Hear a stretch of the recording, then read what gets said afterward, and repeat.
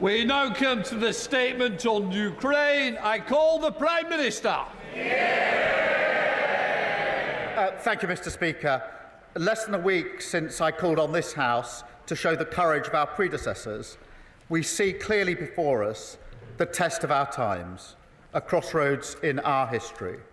So with permission, Mr. Speaker, I'll update the House on my efforts to secure a strong, just and lasting peace following Russia's vile invasion of Ukraine. Mr. Speaker, it begins in this House, where on Tuesday I announced the biggest sustained increase in defence spending since the Cold War. A recognition of the fact that once again we live in an era where peace in Europe depends upon strength and deterrence, but also a rediscovery of the old post-war argument long held on these benches, that economic security is national security. Because, Mr. Speaker, the demands we now have to make of Britain must come alongside a new foundation of security for working people. The tough choices that we made last week, they are not done. We must use the process of getting to 3% of our national income spent on defence to fundamentally rebuild British industry, use our investment in military spending to create new jobs and apprenticeships in every part of the country. And that's why last night I announced a deal that perfectly symbolises the new era, a partnership with Ukraine that allows them to use £1.6 billion of UK export finance to buy 5,000 air defence missiles manufactured in Belfast. Mr. Speaker, that means UK jobs, UK skills, UK finance pulling together for our national interests, putting Ukraine in the strongest possible position for peace and protecting innocent civilians from the terror of Russian drones. Mr. Speaker, my efforts continued on Thursday when I met President Trump in the White House to strengthen our relationship with America. Now, what happened in his subsequent meeting with President Zelensky is something nobody in this House wants to see. But I do want to be crystal clear. We must strengthen our relationship with America. For our security, for our technology, for our trade and investment. They are and always will be indispensable. And we will never choose between either side of the Atlantic. In fact, Mr. Speaker, if anything, the past week has shown that that idea is totally unserious. Because while some people may enjoy the simplicity of taking a side, this week has shown with total clarity that the US is vital in securing the peace we all want to see in Ukraine. So I welcome the opportunity for a new economic deal with the US, confirmed by the President last week, because it's an opportunity I'm determined to pursue. I welcome the positive discussions we had on European security, including his clear support for Article 5 of NATO. I welcome the understanding from our dialogue that our two nations will work together on security arrangements for a lasting peace in Ukraine. I also welcome the President's continued commitment to that peace, which nobody in this House should doubt for a second is sincere. Mr. Speaker, I now turn to the events of this weekend and the moving scenes that greeted President Zelensky as he arrived in London on Saturday. Mr. Speaker, I saw for myself he was taken aback when the crowd in Whitehall cheered at the top of their voices, and they were speaking for the whole of our country. A reminder that this government, this House and this nation stand in unwavering support behind him and the people of Ukraine. Mr. Speaker, we resolved together to move forward the strong cause of just and lasting peace in Ukraine. And then on Sunday, I hosted European leaders from across our continent, equally committed to this cause, including President Macron, Prime Minister Maloney, the leaders of NATO, the European Commission and Council, and the Prime Minister of Canada, a vital ally of this country, the Commonwealth and Ukraine, responsible for training over 40,000 Ukrainian troops. I also had the privilege beforehand of speaking online to the leaders of Estonia, Lithuania and Latvia, each of whom, as close as they are to the front line with Russia, stressed the urgency of the moment. And, Mr. Speaker, it was a productive summit. Together we agreed a clear strategy that the United Kingdom, France and our allies will work closely with Ukraine on a plan to stop the fighting, which we will then discuss directly with the United States.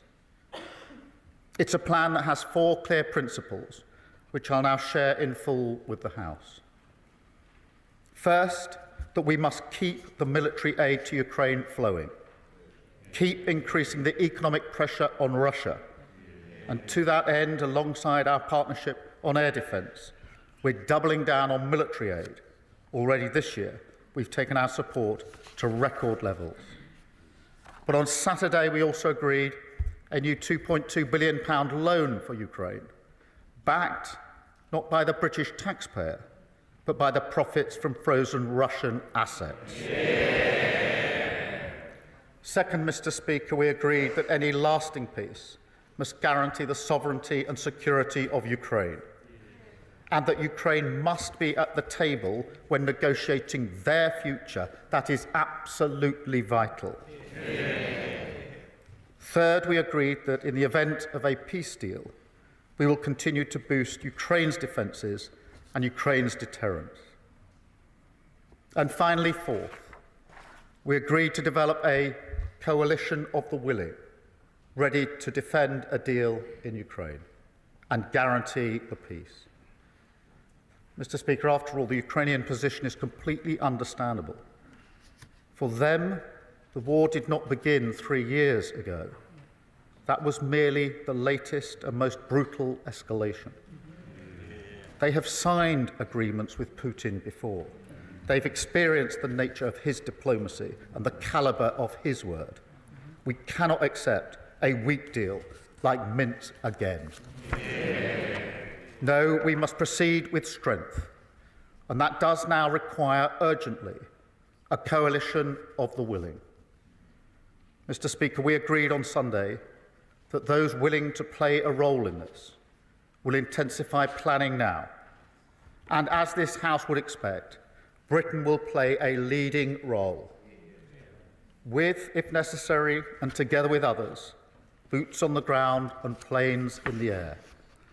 Mr. Speaker, it is right that Europe do the heavy lifting to support peace on our continent. But to succeed, this effort must also have strong US backing. I want to assure this House I take none of this lightly. I've visited British troops in Estonia, and no aspect of my role weighs more heavily than the deployment of British troops in the service of defence and security in Europe. And yet I do feel very strongly that the future of Ukraine is vital for our national security. Russia is a menace in our waters and skies. They've launched cyber attacks on our NHS, assassination attempts in our streets. In this House, we stand by Ukraine because it's the right thing to do. But we also stand by them because it's in our interest to do so. Because if we do not achieve a lasting peace, then the instability and insecurity that has hit the living standards of working people in Britain, that will only get worse. And Putin's appetite for conflict and chaos, that will only grow. So a strong peace, a just peace, a lasting peace, that has now to be our goal. It is vital, it is in our interests, and its pursuit, Britain will lead from the front for the security of our continent, the security of our country, and the security of the British people. We must now win the peace, and I commend this statement to the House. I come to the Leader of the Opposition, Kemi Badenoch. Mr. Speaker, I thank the Prime Minister for advance sight of his statement and also for our conversation earlier today. The United Kingdom is a free, democratic and sovereign country. We recognise that Ukraine is fighting for her survival and fighting to have the same freedom, democracy and sovereignty which all of us here enjoy. That is why both the opposition and the government are fully committed to supporting Ukraine and President Zelensky. I was also glad to see His Majesty the King welcome President Zelensky at Sandringham. As I said at the weekend, President Zelensky is a hero. He is a symbol of the bravery of the Ukrainian people. There are, of course, many areas where the Prime Minister and I disagree, but now is the time for us to discuss where we disagree. I welcome all of his actions this weekend to convene European leaders, as well as the focus on economic security using UK export finance to support British jobs. As the Prime Minister knows, we welcomed the uplift in defence spending to 2.5% of GDP by 2027. We also support the use of foreign aid to achieve this. We welcome a commitment to reach 3% in the years ahead, and we will support him in taking difficult spending decisions, including on welfare. And we will return to the details of how the government will fund this in the near future. But for now, it is right that the Prime Minister is working with allies in Europe and with the United States to bring peace to Ukraine and not a surrender to Russia. As part of this, the Prime Minister has suggested that British troops could be deployed in Ukraine. There are obviously a range of possible options for what such a deployment could look like, and we are keen to work with the government, but we will need details of any such plan. This will be a difficult but significant step. I know many in Parliament and across our country will be interested in what this entails, and I ask him to work with us so there can be effective scrutiny. I also welcome the coalition of the willing to support Ukraine and agree that Europe must do the heavy lifting.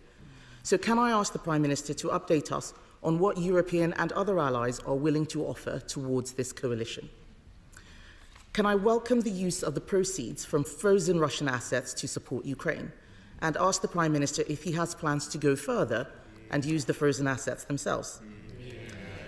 Can I ask him for an update on the government's sanctions on Russian-linked individuals, and for confirmation that such sanctions would not be lifted in the event of a ceasefire?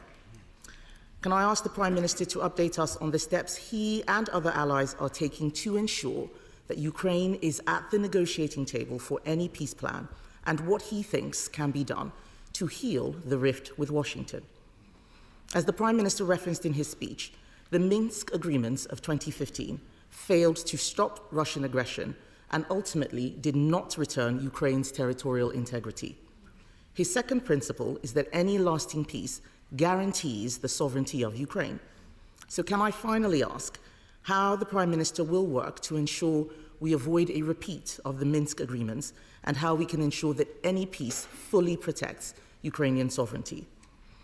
At times like these, it is so important that we stand together to defend shared values and the fundamental, basic principle that aggressors should not win.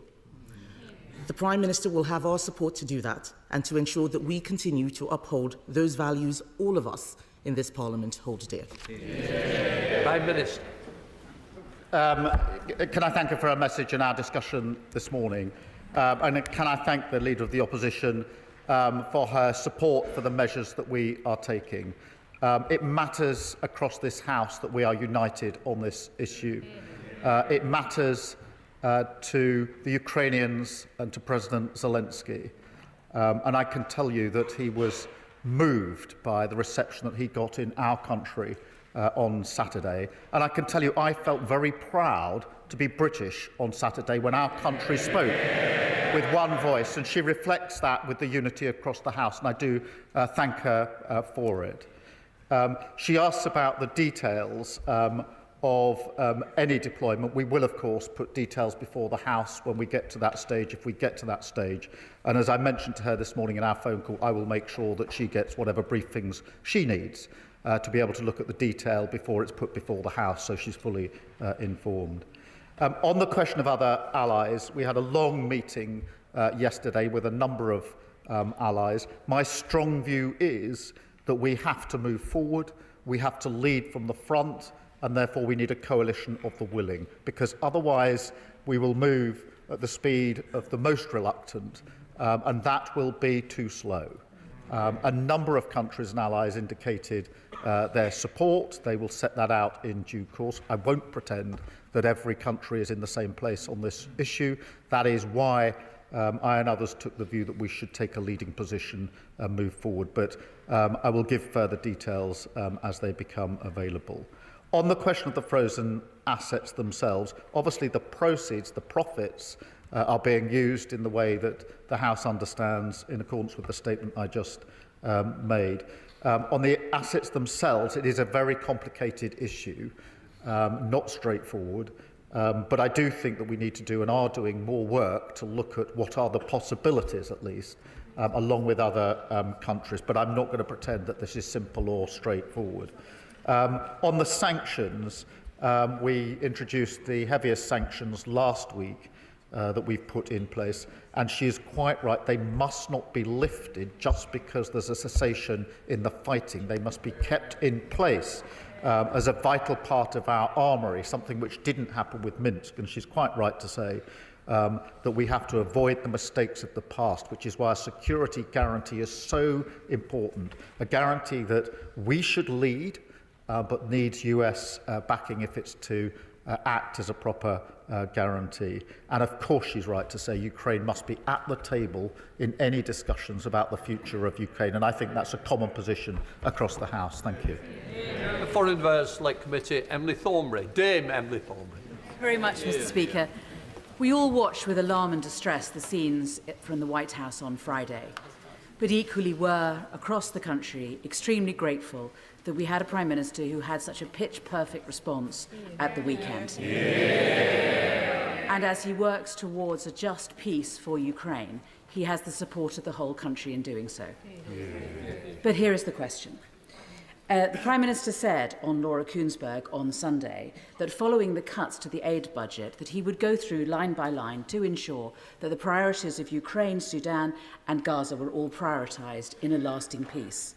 The difficulty is that after refugee costs, admin costs, the department's commitments and things like the World Bank and the UN are taken into account, it's hard to believe that there will be enough left in the budget to provide meaningful humanitarian support in these priority areas. So does the Prime Minister understand the concern of so many that these cuts could in fact, in the long term, hobble the very leadership that the Prime Minister has shown this weekend and that he has finally given the world some hope? Well, I thank her for her question, and it's a very important issue. What I did last week was to announce the biggest sustained increase in defence spending since the Cold War, and the circumstances and the context require it. And that decision had to be made, and I was determined that it would be fully funded so the House could see where the money would come from. On the question of overseas aid, I am committed to it. What we will now do is go through line by line the funding and look at our priorities. Of course, Ukraine, Sudan, Gaza are right up there in our priorities. But I also want to work with others and across the House, if we can, at other ways of raising money and finance for development and aid overseas. I saw the President of the World Bank on Friday to have that very discussion and want to have that and mentioned it in my discussions with other countries this weekend, many of whom want to join in attempts to find other ways to leverage money, particularly from the private sector, where states can't do it in the way they might want to just at the moment, and that's the approach that we will take. Leader of the Liberal Democrats, Sir Ed Davey. Mr. Speaker, I'd like to thank the Prime Minister for advance sight of his statement. We were all horrified by Friday's scenes in the Oval Office. President Trump's attack on the brave and dignified President Zelensky left everyone shocked and appalled, except, it seems, the honourable member for Clacton. Nobody else watching those scenes could fail to understand that we've entered a new era, one where the United States prefers to align itself with tyrants like Putin rather than its democratic partners. On these benches, we've supported the Prime Minister's actions and leadership. Britain leading the world, as we have so many times in the past, bringing together Europe and Canada in London to work towards a just peace that guarantees Ukraine's sovereignty and security. But, Mr. Speaker, we need to reduce our dependency on the United States. Because I say with deep regret, I fear that President Trump is not a reliable ally with respect to Russia. And with that regard, did the Prime Minister discuss with our European allies our proposals for a new rearmament bank and for seizing the tens of billions of pounds worth of Russian assets to support Ukraine?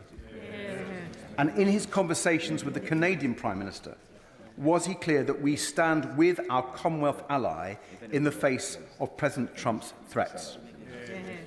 Mr. Speaker, many of us were confused by Lord Mandelson's comments yesterday. So can the Prime Minister confirm that they do not represent government policy? And does he agree that the British ambassador should not be freelancing on American TV? Mr. Speaker, the Prime Minister will have our support if the UK continues to lead with our European and Commonwealth allies for Ukraine's defence and our collective security. I thank him for his question, and he talks about the scene on Friday afternoon. Nobody wants to see that. My response was to recognise the urgency of the need to repair the breach, which is why I spoke to President Trump and President Zelensky on Friday night and again on Saturday night, and are continuing in that work, because for me the single most important thing is lasting peace in Europe and Ukraine, and nothing is going to deter me from that or lose my focus on that. On the dependency on the US, I don't agree with him. The US and the UK have the closest of relationships. Our defence, our security, our intelligence are completely intertwined. No two countries are as close as our two countries, and it'd be a huge mistake at a time like this to suggest that any weakening of that link is the way forward for security and defence in Europe. On the question of a rearmament bank, yes, I do think we should continue discussions with others as to what the possibilities could be, and that formed some of the discussion yesterday with our allies. Again, on assets, he knows the situation is complicated, but there are ongoing discussions. I spoke at length with the Canadian Prime Minister yesterday because we had a bilateral meeting as well as the meeting with other colleagues, in which I was able to assure him of our strong support for Canada, a close ally of ours, a strong supporter of Ukraine, and Canada have led the way on the training that's been so vital to Ukraine. So they were very welcome at the table yesterday. In relation to the ambassador's comments, look, the plan is clear. We're working particularly with the French. I've had extensive conversations with President Macron over the last week, intensively over the weekend, talking to Ukraine as well. Those are going on at the moment, and the intention is to then have discussions with the United States in relation to that plan. So as soon as the details are available, I'll share them with the House, but they are still being worked on at the moment. There's no guarantee of success, but I'm not going to let up until we have done everything we can to ensure peace in Europe and peace for Ukraine. Chair of the Defence Select Committee, Tamanji Singh Desi. Thank you very much, Mr. Speaker. I welcome the Prime Minister's statement and the warmth of his welcome and hugs for President Zelensky, and his show of leadership on defence and security matters in our continent as he hosted his Sunday summit of leaders in London. Can the Prime Minister, my right honourable friend, assure the House that in our pursuit for a just, lasting peace, that he will do his level best to convince President Trump to provide security guarantees for Ukraine, and that he will convince those NATO allies not spending 2% on defence to step up to the plate and do much more? Well, on both fronts. Firstly, Yes, of course, I'm talking to President Trump about security guarantees. That formed a large part of our discussion on Thursday and our subsequent discussions. I think it is right that Europe does the forward-leaning on this, that we have to do more on security guarantees, but it does need a US backing to those guarantees, and that is the very discussion that I'm having. On the question of spending, I think that across Europe, in this era, we now have to step up on capability, coordination and on spending, and that did form part of our discussions yesterday. James Cleverly.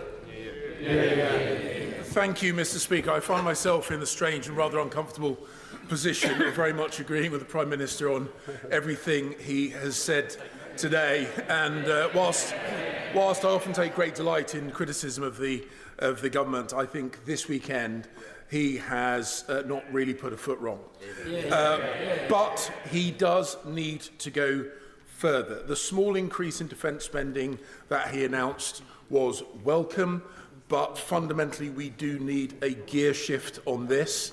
I would echo the points made by my right honourable friend, the Leader of the Opposition, that when, and it will be when not if, he has to make some really difficult decisions about balancing defence spending against domestic expenditure, that we will not try and play politics, that we will support him, because we need to send a message now to our friends in Ukraine and to potential aggressors around the world that we take our defence, the defence of our values and the defence of our friends seriously. Well, I thank him for the unity across the House, and he's absolutely right. It sends a message to those who want to challenge our values when they see this House united on either Ukraine or on defence spending. And we have to face this era with confidence and with unity across this House wherever we can. I'd invite him. It's been good to have him agreeing with me. We should do this more often. Alex Sobel.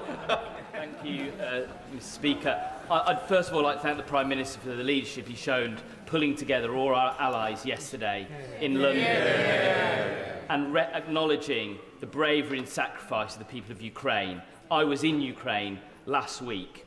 I met with the Mayor of Kharkiv, a frontline city of 2 million people undergoing daily attacks and blackouts from Russian forces. He told me that they had a power project that had been cancelled at short notice, funded by USAID, generating 11.2 megawatts, which would shore up their energy pipeline. Now, where others have stepped back, will we step forward and support projects like that, either from Russian assets or our own aid budget? Well, the whole power supply is hugely important in Ukraine. Let's face it, power and energy has been weaponised by Putin. That is why he's attacking the power supplies to communities across Ukraine. And of course, we will work with them to ensure they have the security and the power supplies that they need as we go forward. Further the House, Edward Lee. Our enemies should know that our Prime Minister has 100% support from us. I noticed in Moscow they're referring to the small size of the British Army. Perhaps the Prime Minister could remind them of what the Kaiser said in 1914 about the contemptible little British Army. And will he tell the President Putin and other tyrants that our army, the most professional in the world, is quite capable of giving as good as it gets? But to continue the historical allusion, as in 1939, if we do stand up to the mark with the French, it's best to have a security guarantee from the Americans. Well, I thank him for his unity, because that is really important. And I think I speak for the whole House in saying we're very proud of our armed forces in everything that they do. They are at the leading edge. They're playing a key part in Ukraine, and they will continue to play a key part in the security and defence of Europe. Dr. Rosanna Allen-Khan. Oh, thank you very much, Mr. Speaker. Can I congratulate the Prime Minister on bringing European leaders together at the weekend and for setting the record straight with JD Vance on the issue of free speech. President Zelensky is resilient and brave, just like the nation that he represents. And in the second week of the war, when I went to Ukraine with my medical team, we could see firsthand that there was absolutely nothing that the Russians will not do. So can the Prime Minister promise that our support will not waver, and he will continue working closely with our European allies to make sure that we bring about peace in Ukraine? I can give her that assurance. We will not waver. We will work with our allies. Madeira Wilson. Thank you very much, Mr. Speaker. I welcome the Prime Minister's statement and his unequivocal support of the United Kingdom for President Zelensky and Ukraine. But in view of his cuts to the aid budget, but also with the eyes of the world focused on Zelensky, Ukraine and Russia, could he please reassure the House that he will not forget about the Middle East, and in particular the decision by Netanyahu's government to block aid to Israel, and what representations is he making on behalf of the government to reverse that? It's a breach of international law. Well, let me be really clear. The decision to block aid into Gaza is completely wrong and should not be supported in this House. On the contrary, what we need is more aid going into Gaza, desperately needed aid at speed and at volume, and we're making those representations. Cat Smith. Speaker, can I congratulate the Prime Minister on his strong leadership in his response to the fast-moving events of the weekend, and ask whether or not he will recommit to increasing international aid spending to 0.7% when the fiscal circumstances allow. Yes, I do want to restore aid and development funding as soon as fiscal events allow. It's a principle I believe in. I'm proud of what we've done. In the meantime, I want to explore with others what other levers we can have to increase aid and development without necessarily increasing the spend within the government budget. Stephen Flynn. Speaker, there are many issues on which the Prime Minister and I will passionately disagree, but when it comes to the security of Ukraine and support for President Zelensky, we are of course united. And I too would wish to commend the Prime Minister on his announcement yesterday and indeed his leadership in the summit with our European allies and indeed our Canadian allies too. Unfortunately, this afternoon it's been reported that President Trump is set to meet with American aides to discuss withdrawing military aid to Ukraine. Are these reports something that the Prime Minister recognises, and if so, what impact will that have upon the timetable he and President Macron are currently working to? I haven't seen reports of the US withdrawing support for Ukraine, and as I understand, that is not their position. I thank him for his support on this issue, although I was somewhat concerned that the SNP is continuing its suggestion that now is the time to abandon the nuclear deterrent.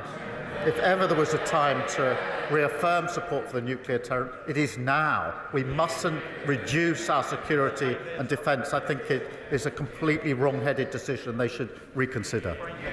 Derek Chwing.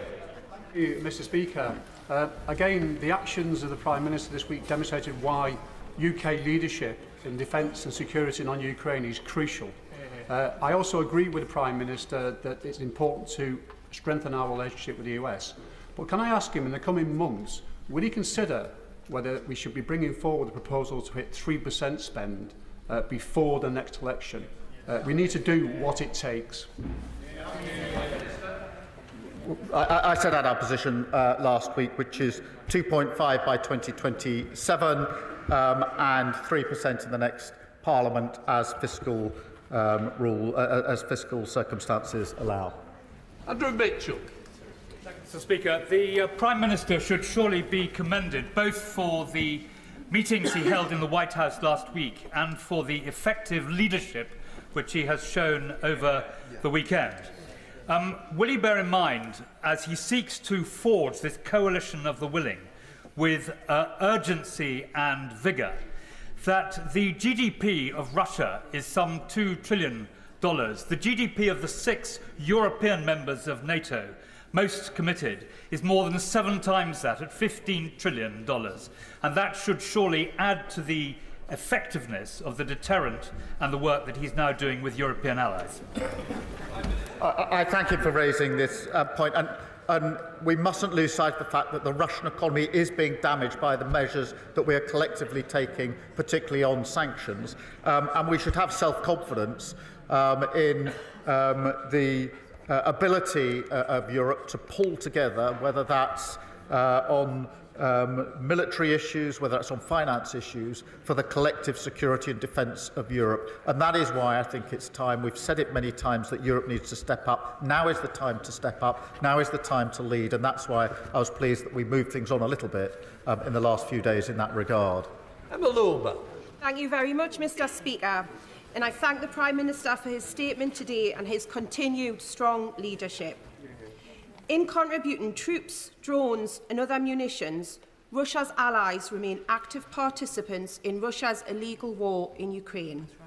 Can the Prime Minister please assure the House that alongside our allies, Russia's strategic partners are being closely monitored during ongoing peace efforts?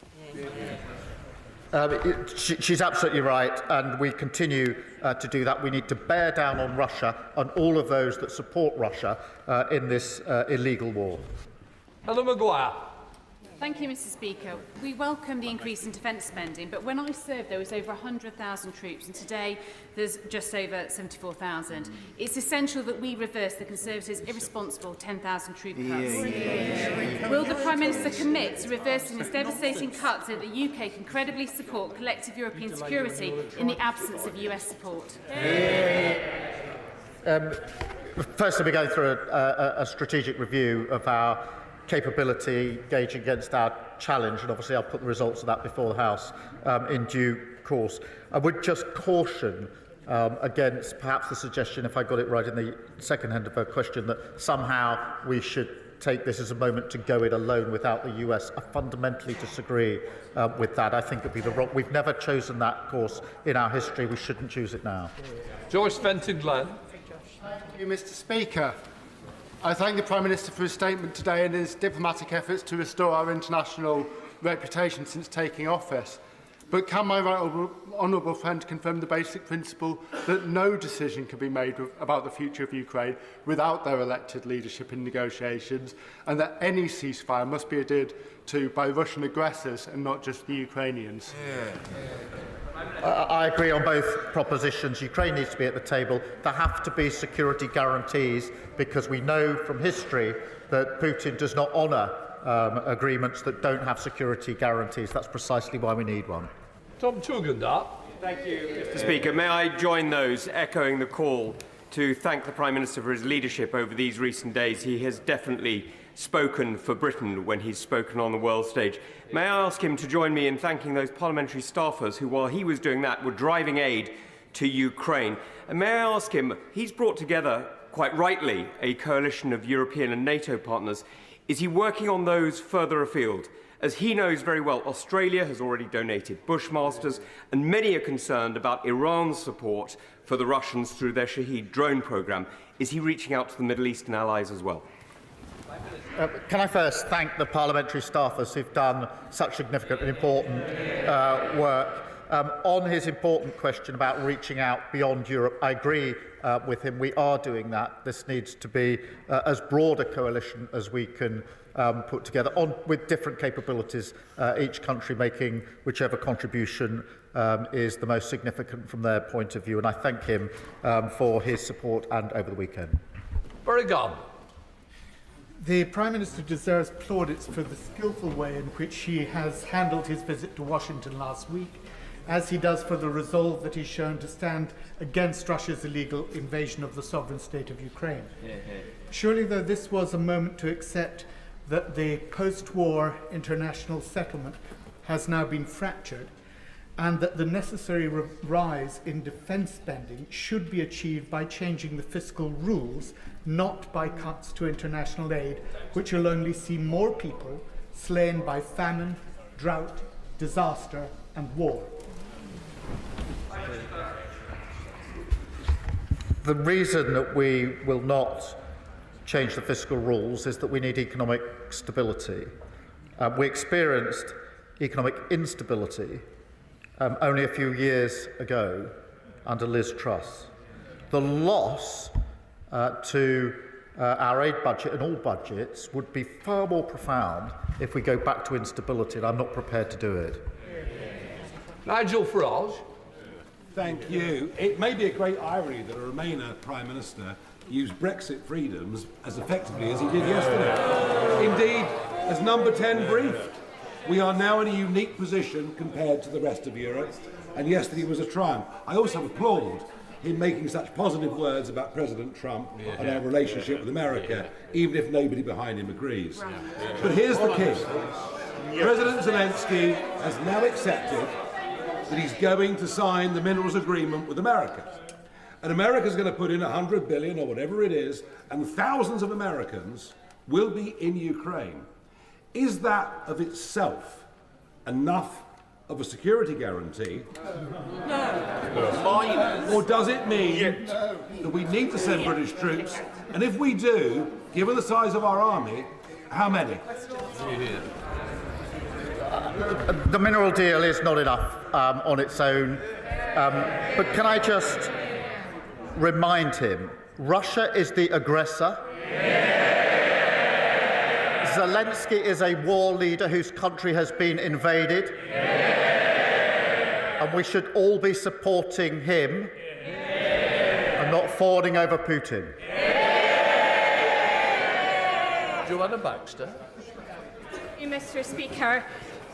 I welcome the Prime Minister's statement and can I congratulate him on the excellent leadership he's shown on the international stage. Does my right honourable friend agree with me that for any lasting peace to be achieved in Ukraine, Russia must return the 19,546 children that they have stolen from Ukraine? Well, I thank her for raising this issue because this is absolutely crucial. It's a moral outrage that these children have been taken, and of course we must ensure their safe return, and that has to be part of any discussion, but she's quite right to raise it. We should do so more often. Sir Roger Gale. Mr. Speaker, the Leader of the Opposition has quite rightly and properly shown her support for the Prime Minister's position, and I hope that he'll take comfort from the fact that he has the support of at least these backbenchers as well. Mr. Speaker, those of us who have had, in my case, through the Council of Europe, dealings with the Russians, know only too well that this administration, Putin's administration, cannot be trusted. And that security guarantees, therefore, are absolutely vital if we are to succeed in a peace agreement and not a surrender. A surrender would lead to the inevitable further extent of activities in Georgia and Moldova, and then possibly in the Baltic states as well. Is that not right? I agree with him completely. We know Putin's ambitions. We know that he is not a man to keep his word. We absolutely have to guard against those risks, which is why security guarantees have to go in relation to any deal that must be done. And we must be vigilant on all fronts in relation to Putin, because, as we know from our history, instability in Europe inevitably washes up on our shores. This is about our national security just as much as it's about the sovereignty of Ukraine. Oliver Ryan. Thank you, Mr. Speaker. Can I praise in the strongest possible terms the Prime Minister's strong and pitch-perfect leadership, particularly when it's come to the defence budget increase and his statesmanship through this difficult time. He's spoken for the nation and indeed been the leader of the free world this past few days. While this negotiation is ongoing and Ukraine is still being bombarded, will he make sure that our partnership with Ukraine goes deeper, that they still get the drones, the planes, the arms that they need to make sure they can stay at the table while he's making his deal? He makes a very good point, which is peace through strength.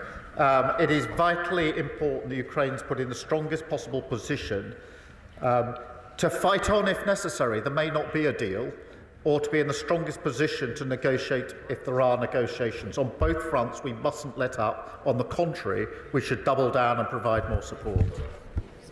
Sammy Wilson. Speaker, and on behalf of my party, can I also congratulate the Prime Minister on the work that he has done this week, both in America and here in the United Kingdom. He has made a commitment to putting support to Ukraine for defend any peace agreement.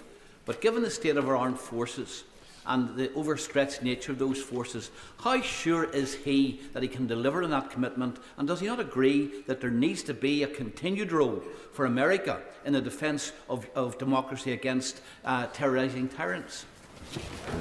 Well, I thank you for his question and for his support. I do have confidence that we have the necessary capability. I don't take these considerations lightly. He's absolutely right that we should do this in conjunction with the US, working in the way that we have for many decades now, that has ensured peace here and in Europe. We should continue to work in that way. Muraz, Mr. Speaker. I'd like to thank the Prime Minister's careful and considerate leadership this weekend. Does he agree with me that Putin will feast on Western division, and the only people smiling on Saturday were people in Moscow, Tehran and Tbilisi, and that at this delicate moment it is vitally important that every corner of this House continues to show the united front that the country expects and the House has shown over the last 3 years?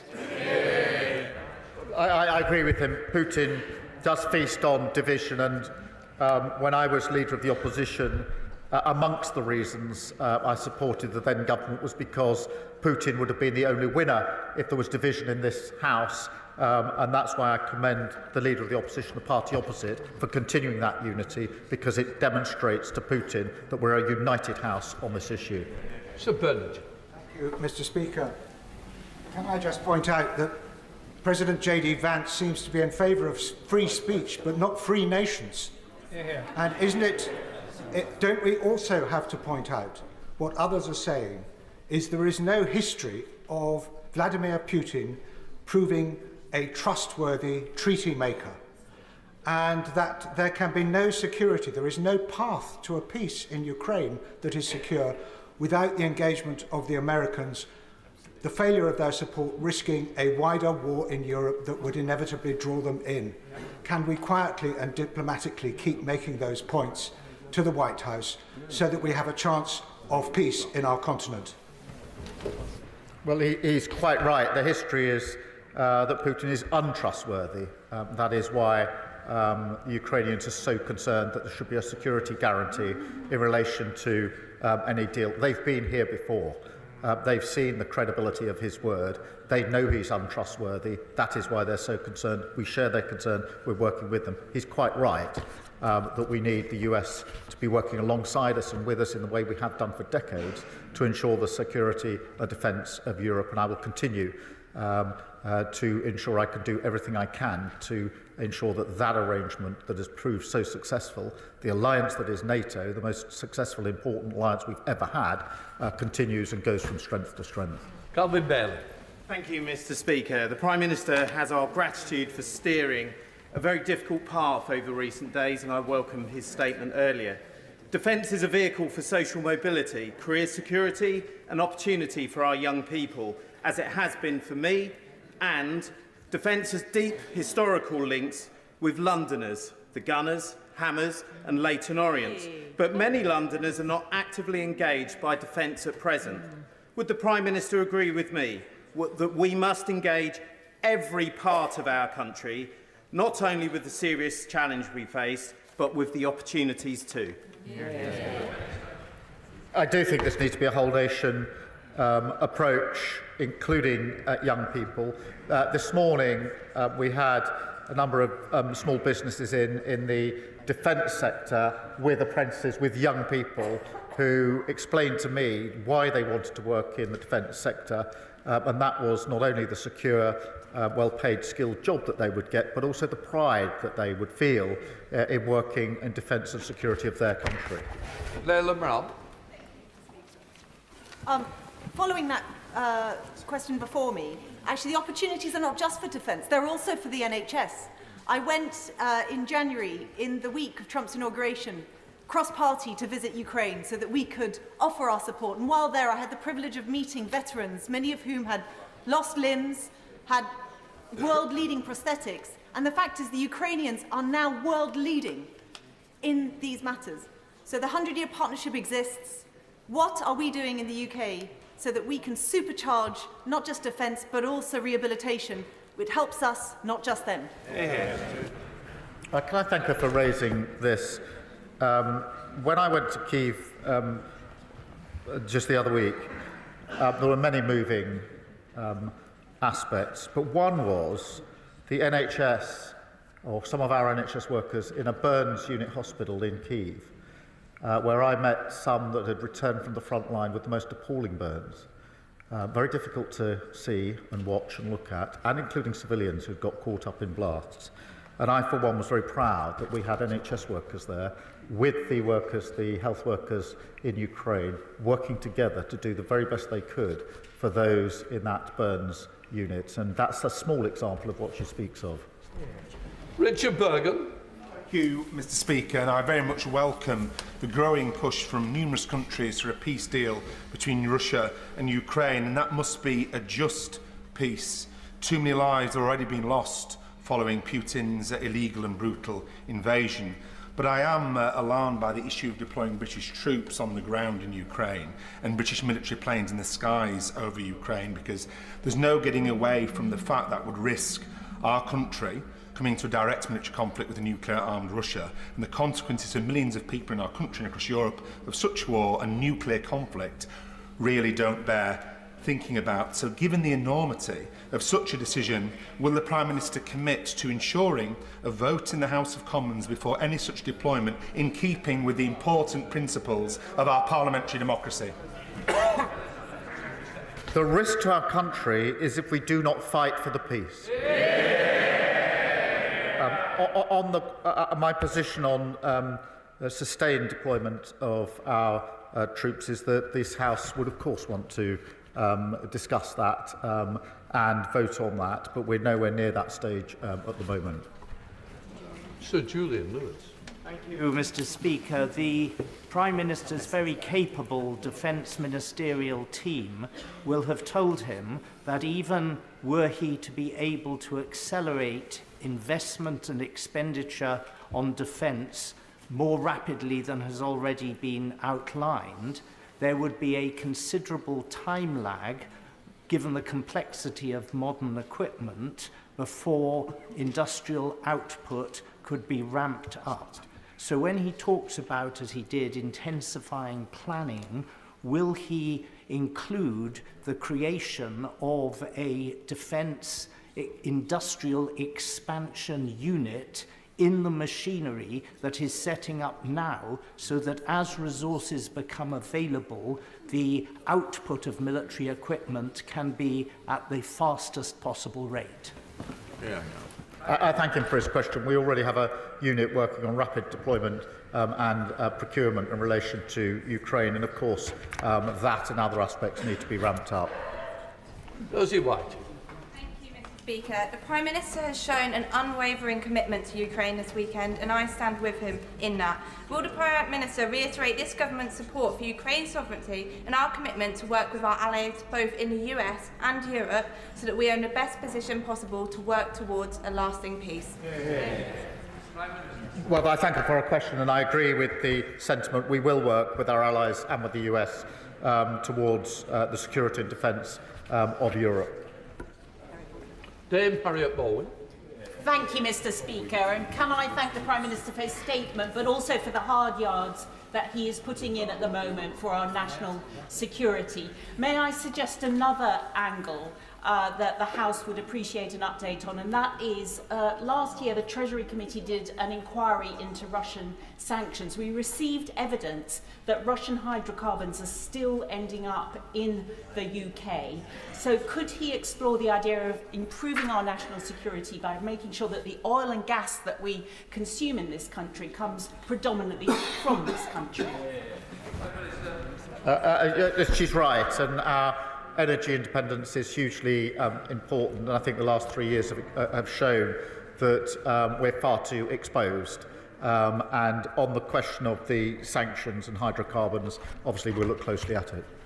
Louise Jones. The beautiful weather at the weekend brought with it the promise of spring and hope, and I hope the PM got at least 2 minutes outside to enjoy it. But I'm afraid the same weather in Ukraine would be greeted with dread by the soldiers on the front line, who know that the improving weather will bring an intensification of war. Will the Prime Minister commit to ensure that the SDR takes into account his commitments, so that we can ensure that there is an excellent security guarantee that ensures that Ukraine can once again greet the spring with hope? Well, she's right about the impact of the weather on the conflict in Ukraine. I have to say I'm always struck by the resilience of the Ukrainians, both on the front line but within their civilian population. After 3 years of long conflict, their resilience is humbling. Adrian Ramsey. Thank you, Madam Deputy Speaker. On behalf of the Green Party, can I welcome the Prime Minister's strong support for Ukraine, his work for peace, and his commitment that there should be no decisions about Ukraine without Ukraine. But given the scenes that we saw in the Oval Office on Friday, which people across the country will be aghast at, given the bullying tactics of President Trump and the fact that Trump clearly views this as a business opportunity, how will the Prime Minister ensure that the interests of Ukraine remain front and centre of the peace deals? By picking up the phone to President Trump and President Zelensky and making sure that we can focus on what matters most, which is lasting peace in Ukraine. Nashaba Khan. Thank you, Madam Deputy Speaker. The Prime Minister rightly reaffirms our commitment to our national security. And while it is regrettable that the foreign aid and the soft power that goes with it will for a time being see a reduction, does the Prime Minister agree that without the necessary hard power to back what we say on the world stage, the impact of our international aid will be diminished in any case? And can he outline how increased investment in defence strengthens both our armed forces and our ability to support Ukraine effectively? Well, I agree with her on the points she makes, in particular our ability to support Ukraine in a number of different ways, but it is important that we take these steps. Jeremy Hunt. Thank you, Madam President. I also strongly support the considered approach the Prime Minister is taking to dealing with a powerful US President with whom we might not always agree, but with whom we can and must work very closely. Does he agree that one of the best ways we could persuade the US that any security backstop is temporary is not just for us to ramp up defence spending, but for European NATO countries to agree to a new 3% target within a specified time period, a new target that would show him that it wouldn't be forever? And has he had any discussions with Secretary General Rutte along those lines? Prime Minister. Well, can I thank him for his support? I really do appreciate it. On the question of European defence spend, yes, we do need to ramp up, and that is the discussion that's going on at the moment.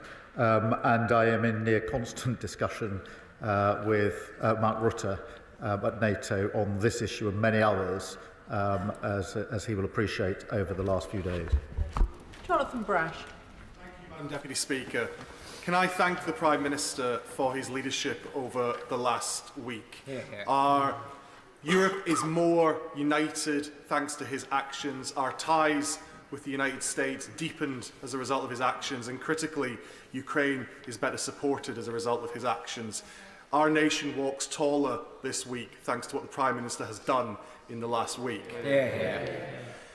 Does he agree with me that as part of our ramping up of defence spending, we have to look at defence procurement, so that if our brave men and women do find themselves on the ground in Ukraine, they have the equipment and the support they need to do their job? We do have to ramp up and improve our procurement because we have to ensure that as we increase defence spending, we get absolute value for money and we get the best capability for the money that we are spending, and that means being much, much clearer and tighter on our procurement. Alistair Carmichael. Madam Deputy Speaker, 3 years ago, the sale of Chelsea Football Club realised £2.5 billion, which was to be used for the benefit of Ukraine. But today, that money remains frozen, and as Lyra Nightingale of Redress was saying this morning, there is a total lack of transparency about who has it and when it is going to be released. So can the Prime Minister tell the House when that money will be released for the purpose that it was intended, the people of Ukraine? The whole issue of assets and frozen assets is something that is on the one hand complicated, but I agree with the sentiment across the House that it's time to look at what options might be available. I don't think we should do that on our own. I think that needs to be done in conjunction with other countries, but it is fiendishly complicated, which is why it hasn't been done so far. Gordon McKee. Thank you. Not for a long time has a British Prime Minister been so important on the world stage, and the Prime Minister rightly deserves the support of the whole House for that. Now, to protect our security, we've got to make use of our incredible technology, but often government procurement doesn't work for rapidly growing start-ups. So can the Prime Minister tell me, will the Defence Industrial Review look at how we improve procurement so that we can make our technological advantage count? Yes, we will. And today we announced a new unit and targets for small and medium enterprises, and I was very pleased to be able to welcome some of them to Downing Street earlier on today. Andrew Murison. Madam Deputy Speaker, I have the honour and privilege of representing a very large number of servicemen and servicewomen and their families, and they will be looking at this very anxiously indeed. Whilst they always stand ready to do their duty, would the Prime Minister agree with me that it would be utter folly if the United Kingdom or France or Norway or Canada sent their sons and daughters into harm's way without all necessary security guarantees from the United States? I do agree with him, and that's why I'm working so hard on security guarantees that are worthy of the name. That is forward-leaning European element, but with a US backstop, US backing, which is vital if it's to act as a guarantee. And of course, that's uppermost in my mind. Gregor Poynton. Madam Deputy Speaker, I'd like to thank the Prime Minister for his statement and the leadership he's showing at this moment of uncertainty. I think the quality of the contributions from right across the House today is on this Parliament and this country rising to meet the moment. That's why it was so disappointing, but perhaps not surprising, the Westminster leader of the SNP chose this weekend to make such juvenile and childish statements. Does he agree with me that the SNP's leader's juvenile post on social media, or his party's fundamentally unserious approach to our nuclear defence and deterrent, shows that SNP cannot be trusted on the serious matter of the nation's defence? Look, I mean, different people will respond in different ways. Some will take to the keyboard as warriors. I picked up the phone to world leaders to try and resolve the situation. Liz Saville-Roberts. And working together with our European partners is essential for security, stability and peace. Plaid Cymru commends diplomatic initiatives over the weekend. Boosting defence spending shouldn't be at the expense of international aid or public services starved of resources. The Prime Minister talked of Tory fiscal failures, but protecting peace now calls for a bolder vision. Under what circumstances would he commit to look again at the fiscal rules to ensure that the UK can responsibly invest in defence, humanitarian commitments and public services? I thank her for her question. I do understand her concern. As I explained to the House last week, this was not a decision I wanted to take, but the defence and security of Europe required us to take the decision on defence. On the fiscal rules, I do think economic stability is vitally important. If we lose that, we will lose far more out of all our budgets. But I would and will work across the House on whatever ways we can to increase development aid, notwithstanding the budgetary constraints, and that's why I spoke to the President of the World Bank on Friday to have that very discussion. I think there's discussions to be had with other countries, with other institutions, and actually innovation and discussion across the House I think would be a valuable part of that exercise, because the principle behind her question is the right one, which is that we must support international development and aid. Tulip Siddiq. Madam Deputy Speaker, my constituency of Hampstead and Highgate has welcomed hundreds of Ukrainian refugees into their community, and I'd like to pass on their thanks to the Prime Minister for the strong leadership that he's shown over the last few weeks. The majority of these Ukrainians want to go back to their houses when it's safe to do so in their country, but a small minority of young Ukrainian refugees have approached me to say that they've laid down roots here, built careers here and started relationships here, but have no route to settled status. So could I ask the Prime Minister what consideration he's given to the lives of these young Ukrainians who want to make London their permanent home? Well, firstly, can I, as my neighbour MP, I remember together we saw some of the first Ukrainian refugees to arrive into, I think, her constituency at the very early days. And obviously we need to take this step by step, dealing with the conflict that it is. Many will want to return, some may not, but we're not, unfortunately, at the happy place where those that want to return can return, and that's got to be the first priority. Sir Ian Duncan-Smith. Deputy Speaker, can I obviously, like my right honourable friend and many others, congratulate the Prime Minister on his decision-making over the last few days and keeping his calm when others were losing theirs. Most importantly, I think he followed the simple principle that when the UK and the USA are together, the world is a safer place, and those who cry for it to be split are mad. It's as simple as that. Can I also say to him, when he's talking to the American president, could he possibly just raise as a nudge why Ukraine is important on a wider scale? We know now that as part of the deal with North Korea, the Russians have been handing subsea ballistic missile technology, very advanced, to the North Koreans. That will bring the whole of the United States within the target area for missiles. Reminding him that might say this is important. And finally, I simply say to him on this one point.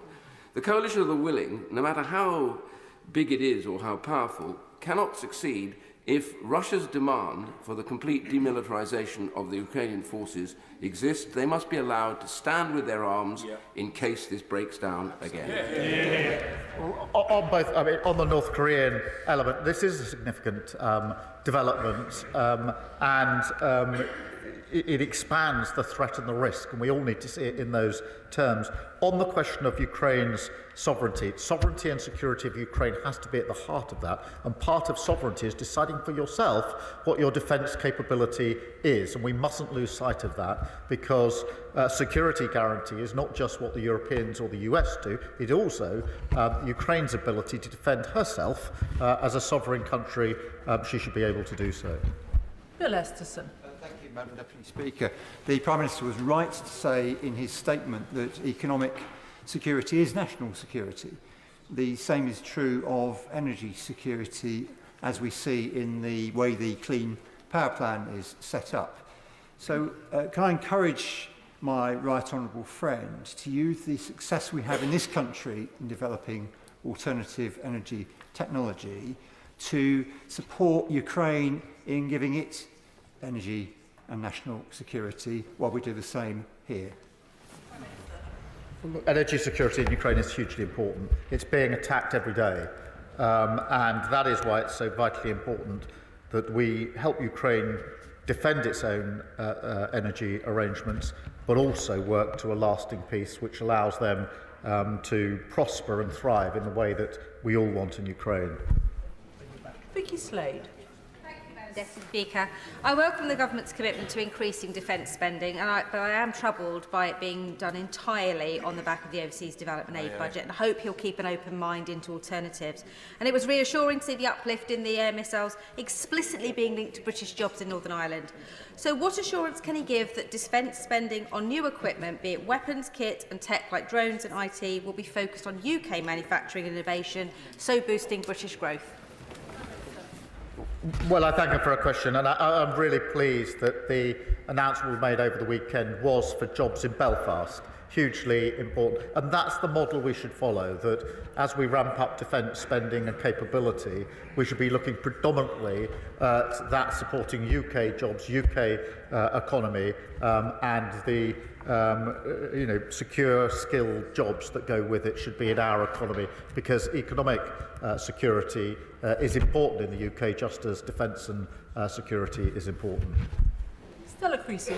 Thank you, Madam Deputy Speaker. Can I join with those thanking the Prime Minister for setting out how clearly the safety of the world relies on this moment and the future of Ukraine. And Madam Deputy Speaker, I for one I'm saddened that the member for Clacton is no longer in his place, because he might learn a thing or two, given that his previous advice to Prime Ministers was that President Macron, when he was elected, would loathe us and would be anti-British. How out of depth and out of touch with the British national interest that advice is, given the coalition that the Prime Minister is building and the concern that all of us have to use resources effectively. Could he tell us a little bit more about what conversations he's had with our European allies about how we can reduce the duplication of effort involved in the plans going forward, please? Prime Minister.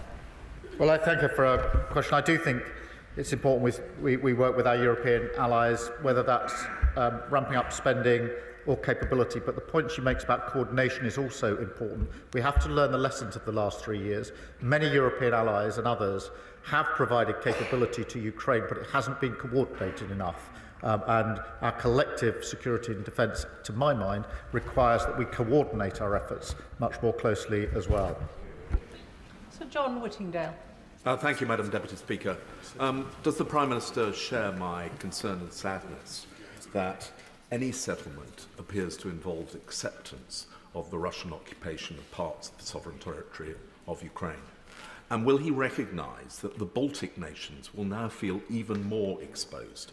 And while I welcome his telephone conversations with the leaders at the weekend, can he give an assurance that they will be at the table for any future discussions of European security? On the question of territory, obviously there's discussions to come, but I take the tenor of what he says. On the Baltic states, I mean, he's right. I was over at the GEF meeting in Estonia just before Christmas to have discussions with them. I've been to the front line in Estonia twice now, where we've got British troops. They feel very immediately the threat for very obvious reasons. I spoke to them yesterday morning at some length, and I assured them that we need to look at the configuration again when we have meetings of European and other allies to make sure the Baltic states are properly represented, because for them the threat is very, very clear and very, very near. David Burton-Sampson. Thank you, Madam Deputy Speaker, and I thank the Prime Minister for his statement and his outstanding global leadership that he's showing on this issue. I too have returned from Ukraine last week after 5 days, and the one consistent message the Ukrainian people I met gave me, from residents to soldiers to businesses to politicians, was their immense gratitude for the leadership and support that the UK have shown since day one of this illegal war. Does the Prime Minister agree with me that now is the time that we remain resolute as a House for the sake of the Ukrainian people, and that our 100-year partnership between our two countries is now more important than ever? The 100-year partnership signals the depth of our relationship. I too have heard those thanks for leadership, and I think it's right that I pay tribute to the party opposite for the leadership that they showed from the very beginning of this conflict, which I was able to follow as leader of the opposition. George Freeman. Thank you, Madam Deputy Speaker. Could I add my voice to those congratulating the Prime Minister on the way he's conducted the last week and the policy, which I think enjoys, if not unanimous, largely unanimous support in this House. I gently point out to the member for Clacton, our enemies watch this chamber, and speaking with one voice is very important, and I congratulate also the Leader of the Opposition. Does he agree with me that, as well as willing the means, the ends, we need to will the means? And could I ask gently at what point he thinks, the Prime Minister thinks he'll be bringing forward a business plan, a proposal for how we fund what is likely to be 50, 60, possibly more, 70 billion over the next 5 to 10 years, so that our threat, our military threat, is credible, serious, and something we can actually afford? As soon as we've got any details around plans, I will bring them to the House with the details so they can be fully discussed, because this needs to be not just a short-term response, but a much longer-term assessment of how we ensure that Europe is kept safe and secure. Jacob Collier. Deputy Speaker, can I thank the Prime Minister for his continued leadership on the world stage, and these past few days I've felt particularly proud to be British, so can I thank him for that. The government is rightly already using frozen Russian assets to fund Ukraine's defence and reconstruction. But can I ask the Prime Minister what further actions are being considered to ensure that Russia pays the full financial cost of its illegal invasion? Well, Russia's already paying the cost through the interest. We need to look at whether we can go further on that, but it is complicated and we have to act with others, and I'll see what progress we can make and let the House know if there is progress. Lee Dillon.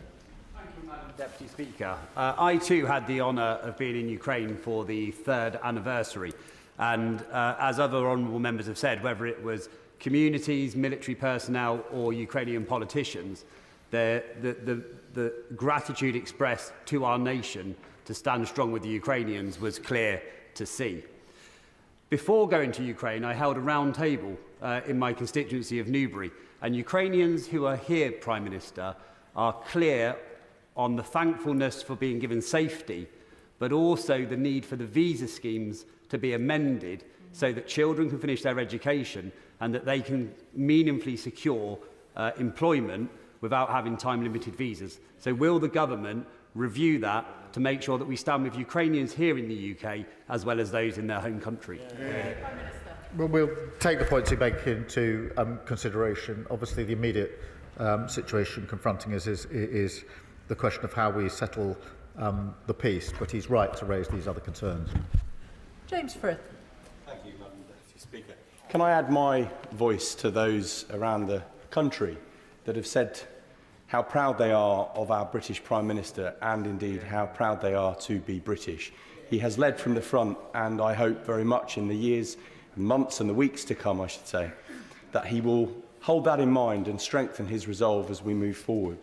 He has already made reference to one of the priorities that Stefan Harhay, the chair of Berry's Ukrainian Association, raised with me on the release of the 20,000 children who have been kidnapped, forcibly removed and forcibly placed into Russia. Will he commit to getting their release and updating the House on a frequent basis as to our achievements to this end? Thank you. Yes, of course, it's a really important issue and it shouldn't be overlooked as we discuss the very many issues here. This is a moral outrage, and I think I speak for the whole House in saying that. Graham Stewart. Madam Deputy Speaker, may I too congratulate the Prime Minister on his composure and leadership.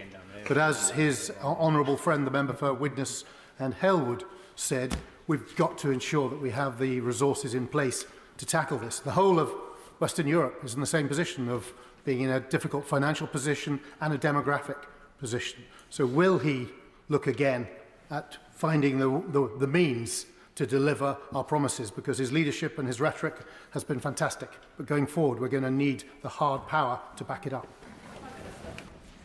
He's right, and that's why the conversation over the weekend has been about the specific issue of a security guarantee in Ukraine, but also, and importantly, the wider issue as to how Europe steps up more generally in its own defence, in spending in capability and coordination, and that's an important part of the discussion.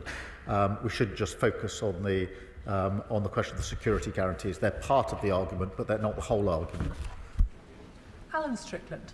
Thank you, Madam Deputy Speaker. And can I thank the Prime Minister in these incredibly difficult times for the strong leadership he is showing.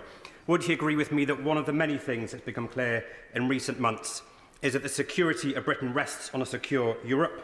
A secure Europe relies on peace in Ukraine, and peace in Ukraine requires a unified stance against Russian aggression. So would the Prime Minister agree that as free peoples in the UK, Europe, America and our allies, we must stand firm, we must stand together, we must show that democracy will be defended and tyranny will not be tolerated? Prime Minister. Well, I agree with all of that, and I think the House agrees with it too. Jim Allister. Madam Deputy Speaker, can I note with great appreciation the order for Thalas in Belfast? Yes. With Europe collectively being a long way short of self-sufficiency in defence, and with Putin more than likely to seek to exploit that deficiency, do the security guarantees that are required from the US effectively equate to those that would arise under Article 5 of NATO? Is that the order of what we're talking about? Prime Minister. Look, NATO membership is a form of guarantee. Article 5 is a form of guarantee. I think there are different ways in which the guarantee can be put in place. But what is important is that they are effective and that those in Europe that are leading on this do it in conjunction with the US so that Putin knows the severe risk that he takes if he breaches any deal that may be arrived at. Nadia Whittam. Thank you, Madam Deputy Speaker. I also want to commend the Prime Minister for the way that he received President Zelensky after the disgraceful bully boy tactics from President Trump and Vice President Vance, and for his continued support for Ukraine. As the Ukraine Solidarity Campaign highlighted, increased military spending overall is not necessarily the same as increased military aid to Ukraine. Can the Prime Minister set out how much of this increased military spending will specifically be used to re-equip Ukraine? And is he not concerned that cutting the international aid budget risks both increasing global instability and undermining support for Ukraine, both here at home and internationally? Prime Minister. Well, we're stepping up our support for Ukraine, both in military aid and in other ways. In relation to the decision that I had to take last week, the security and safety and defence of Europe has to come first, but I'm absolutely committed to doing what we can to increasing the aid and development that we're able to provide, which is why I'll look at the priorities and work with others on other ways to leverage the support that we might be able to put in place. Sir Alex Shelbrooke. Thank you, Madam Deputy Speaker. May I also congratulate the Prime Minister on the leadership he's shown this weekend. It is in the best traditions of British Prime Ministers dealing with the United States, dealing with Europe, notably also when we were in the EU we were able to do that. But can I press the Prime Minister on coming up the Hague summit for NATO leaders in June, where when the Honourable Member for Widnes and Halewood and I were at the North Atlantic Council in the February recess, it was made clear that they would bring forward the plans that would be needed to defend Europe. And so can I ask that he uses his leadership, that if we suddenly have to spend more money, he's in a position where he'll keep an open mind on that so he can persuade all the other leaders they also have to do that. Prime Minister. Well, I thank him for that, and one of the principles I've held in mind over recent days in particular is making sure that what we do is coordinated with NATO, as it must be. We are deployed in different countries, as he knows, already, and that's why I'm in such close contact with the Secretary-General, Mark Rutte, on a near constant basis. Graham Downey. Madam Deputy Speaker, and can I thank the Prime Minister for his statement and indeed his stamina in all the meetings over the weekend, not the least for coming to this House for an extra hour and a half and counting this afternoon to keep this House informed. As with other members from across the House, I took part in the trip to Ukraine for the 3rd anniversary last week. Does the Prime Minister agree with me that while the cross-party consensus on Ukraine is welcome, including from the SNP, does he agree with me that the SNP Scottish Government must take action to support businesses in Scotland to make sure that they can benefit from the increase in defence spending and is able to continue to contribute to the security of the United Kingdom and our allies in Ukraine? Prime Minister. Well, I agree with that principle. I do think that the increase in defence spending is a duty, but also an opportunity across the United Kingdom for good, well-paid, skilled jobs in many businesses. Richard Ford. Thank you, Madam Deputy Speaker. It was very welcome to hear the Prime Minister acknowledge the contribution of Canada to Ukraine's self-defence and its status as a vital ally for the UK. Last week, the Prime Minister was asked in the US by the press about President Trump's repeated calls for Canada to become a state within the US. The PM answered that he and Trump didn't address that issue, didn't address Canada. Yet, wasn't his meeting a good opportunity to remind President Trump about sovereignty, independence, including that of Canada? Yes, but it's a serious point. In the time we had available, I was most anxious to discuss the question of security guarantees, and that's why I devoted the vast amount of time I had there. But on the question of Canada, I think we should be absolutely clear. Canada is a vital ally to the United Kingdom, to the Commonwealth, and has played a leading part in relation to Ukraine, not least on the vital training that they have provided. And we should be very proud of what the Canadians have done. Stephen Sander. Madam Deputy Speaker, I'd like to put on record my thanks indeed. I know the entire House thanks the Prime Minister for the leadership he has shown over the weekend, and in particular as well in his statement today talking about stepping up the pressure, the economic pressure on Russia. Now, as things stand, we know that Russia is circumventing the oil price cap. It's being sold above $60, around $190 billion flowing to Putin from his oil sales last year. And we in this country, in London, are in a unique position to enforce that cap because we know that the insurance that those tankers depend upon is written within London. So can I ask the Prime Minister to assure us that he will strengthen the oil price cap as much as possible, and may I request a meeting with the Minister to discuss how we can strengthen it in more detail? Prime Minister. Well, I thank him for his question. He's right. We do need to take further measures, and that's why we've taken specific sanctions against the shadow fleet and oil producers to tackle this very issue. David Reid. Thank you, Madam Deputy Speaker. And credit where credit is due, and I commend the Prime Minister for the leadership that he's shown over this past week. Many members across this House will understand the range of emotions that are felt before deploying on global operations. So would the Prime Minister please give a message to our brave men and women from across our armed forces that are mentally preparing to deploy to Ukraine? Prime Minister. The message would be thank you for everything you do, and we support you in everything that we do. Josh Dean. Thank you, Madam Deputy Speaker. And can I thank the Prime Minister for his leadership on what is the defining moral issue of our time. There is no end of support for the Ukrainian people in Hertford and Stortford, but it has been an incredibly difficult time for those Ukrainian families who have found safety in our community. Will the Prime Minister take this opportunity to directly reassure the Ukrainian community in my constituency of his commitment to work with international allies to end Russia's illegal invasion and bring a just and lasting peace to Ukraine? Minister.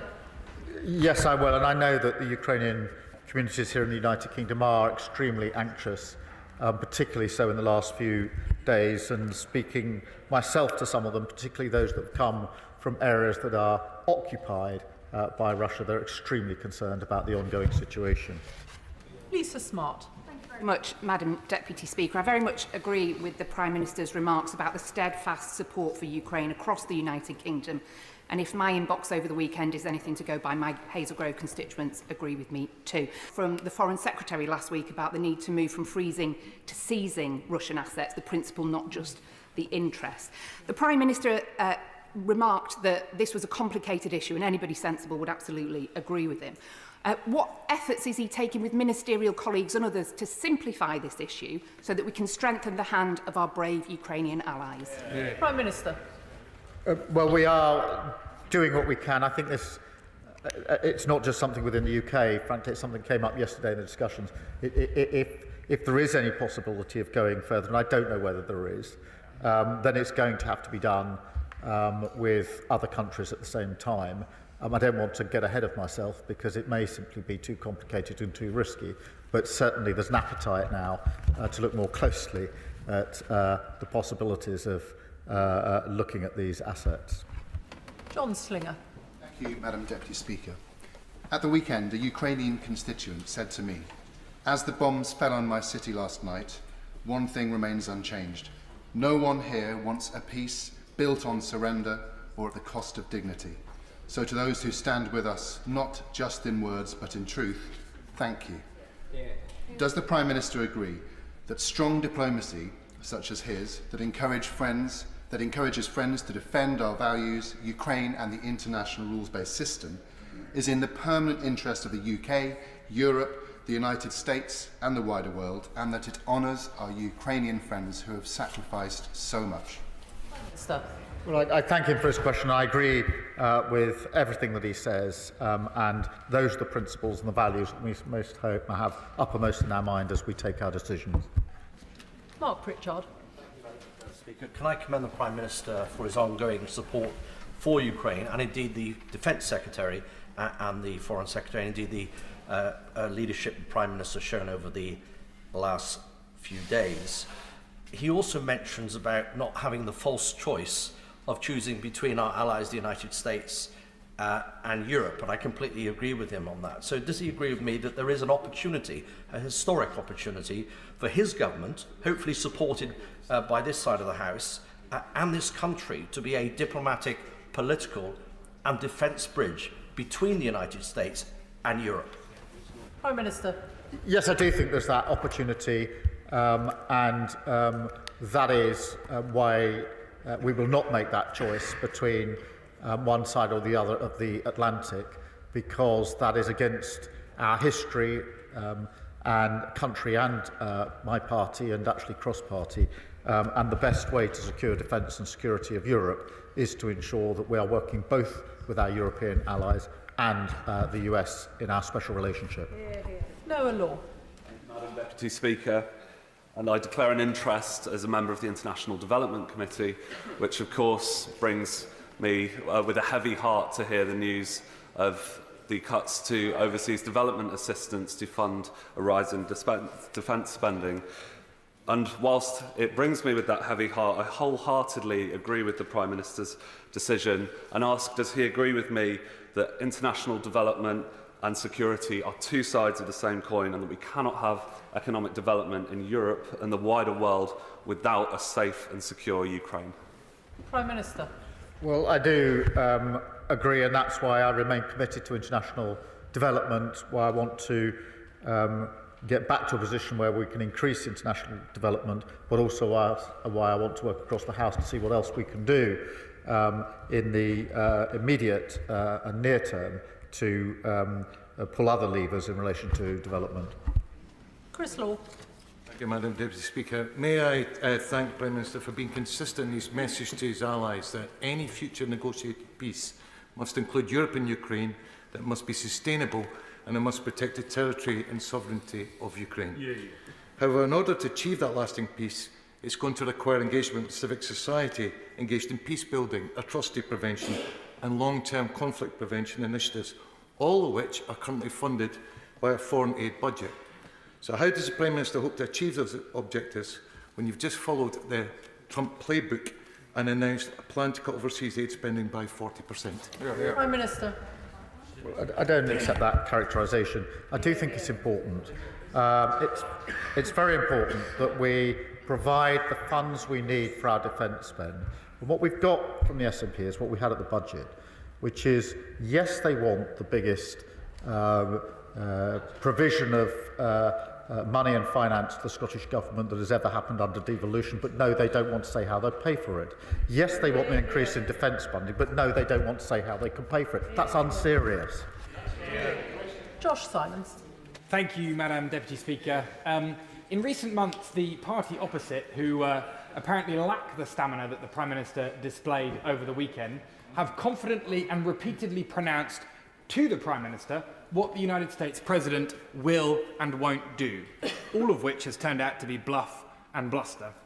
So does the Prime Minister agree that it is the UK government that has the best intelligence to support the UK national interest, and that the UK national interest would be better served with a bit less bluff and bluster and a bit more optimism about what this great country can do to lead to make our world and our people more secure?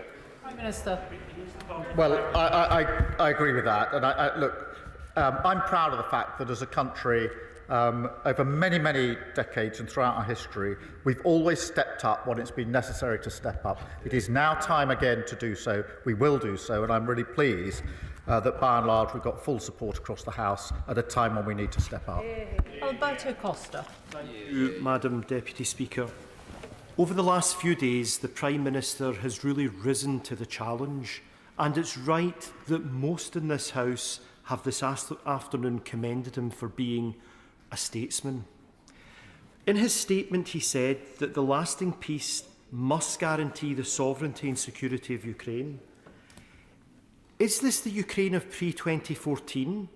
Is it the Ukraine of pre-2022? or is it the Ukraine currently under occupation from Russia? It's really important that our European allies and America, as well as Ukraine, send the right message to China, who will be looking at this very carefully.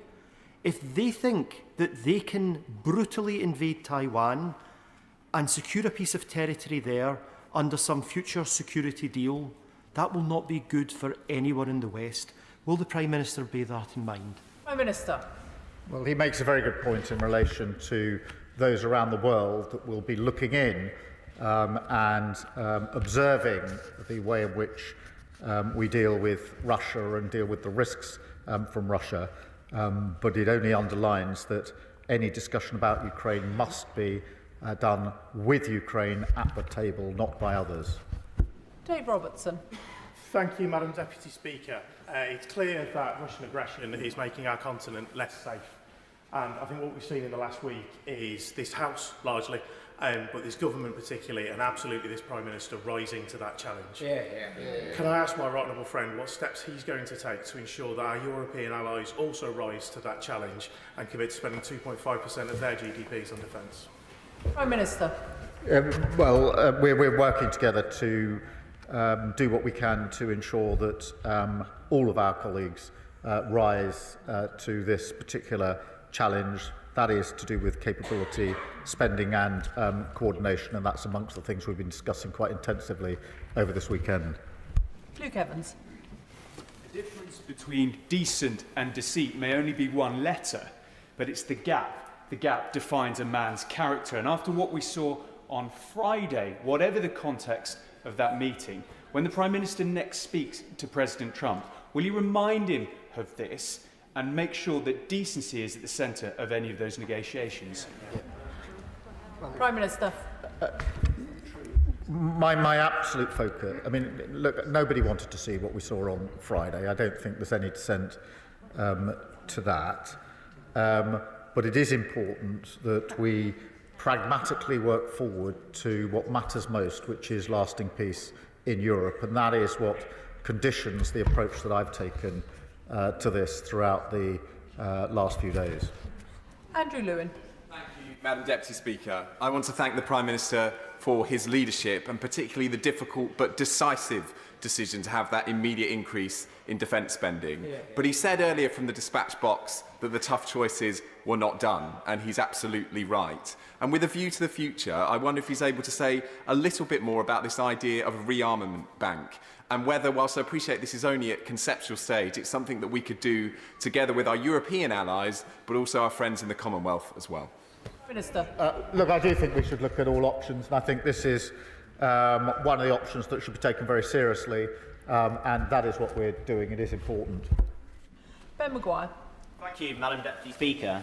I commend the Prime Minister's efforts to galvanise Europe and make it clear Ukraine's security is Europe's security.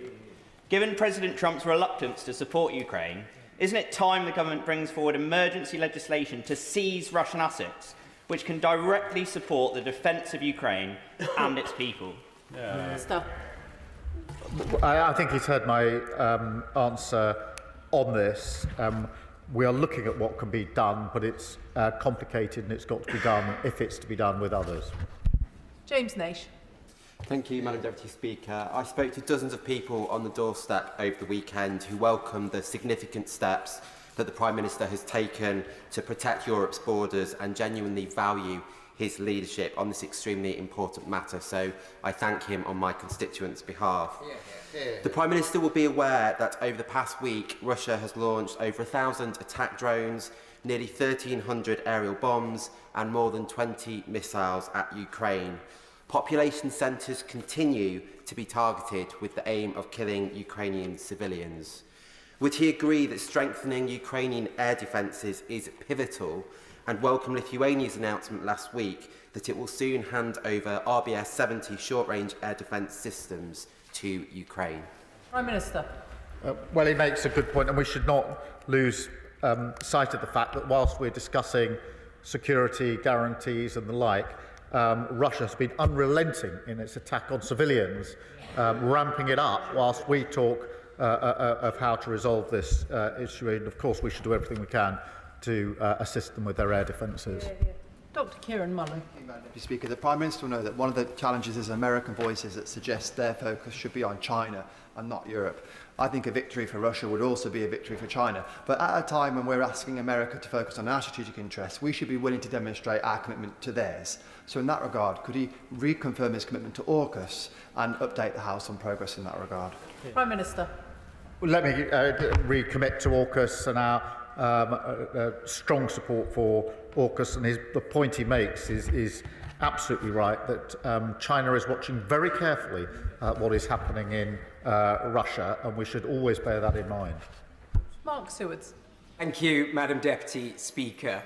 It's clear that through his actions over the last few days, and indeed the questions that have been asked across the House today, that the Prime Minister has restored Britain's place on the world stage.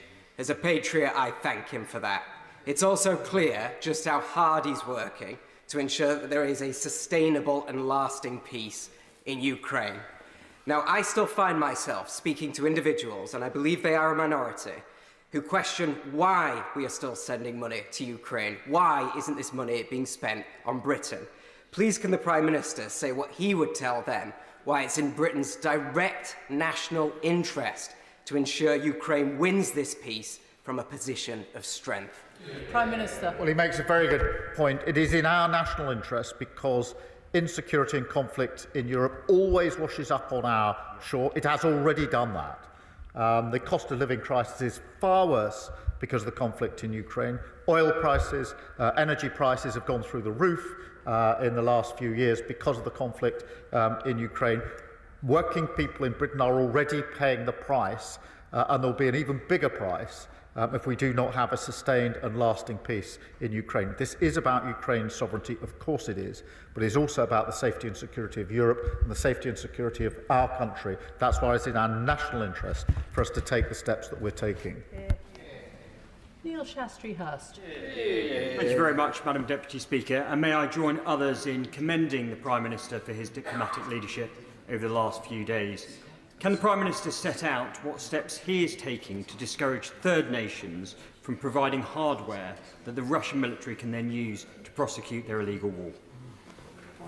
Prime Minister. He makes a very good point, and we're doing everything we can and bearing down on those third parties that are providing support in whatever form to Russia, and will continue to do so. Clive Jones. Madam Deputy Speaker, I commend the Prime Minister's efforts in making sure that Europe continues to support the defence of Ukraine. The United States, however, have changed the conversation on Ukraine by appearing to put Russia first.